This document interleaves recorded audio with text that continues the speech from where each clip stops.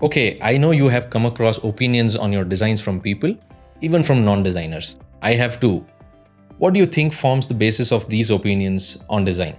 Is it because design is subjective? Is design subjective? Should it be subjective? Let's find out.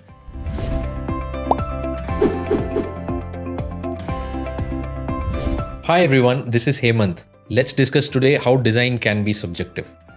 As designers, we often notice that almost everyone has an opinion on our designs. Is it wrong to have one? Not at all. Many a times, it forces you to think from perspectives you otherwise never thought of. Sometimes, we designers might even have to consider these opinions as feedback to course correct our designs. Subjectivity can start from as simple as a choice of color. I might have designed something with a color that I prefer, but you might not like the same. If a product interaction workflow seems too simple to one, it might seem too complex to someone else.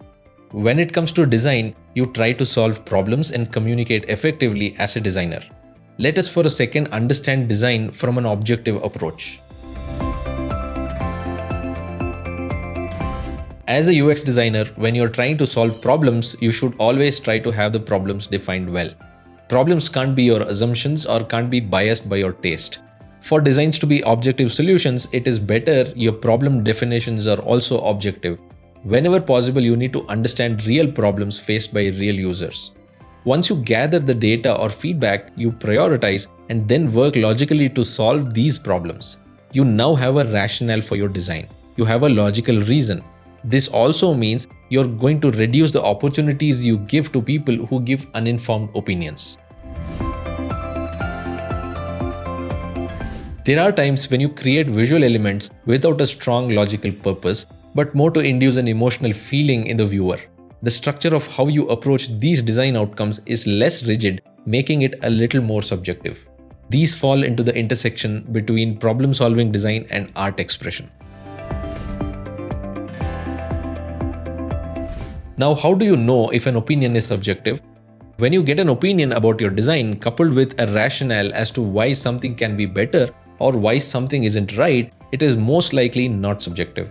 It might have been thought through. Here, even though you didn't get a solution from the person to the problem, you at least got a reasoned problem. If you get an opinion about your design with no logical explanation, it may be subjective or may not be. The person giving the opinion may be biased by his or her personal taste, or a reason may exist but the person may not know it or may not know how to articulate and communicate it properly. It may be subjective, and that's not a bad thing. Subjective opinions from others sometimes make designers think out of the box, and that's good. You as a designer should certainly use that as an opportunity.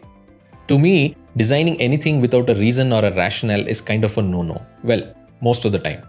Many a times, if not always, a designer needs to be able to justify why a particular color has been used, why a certain UI component has been used, and so on.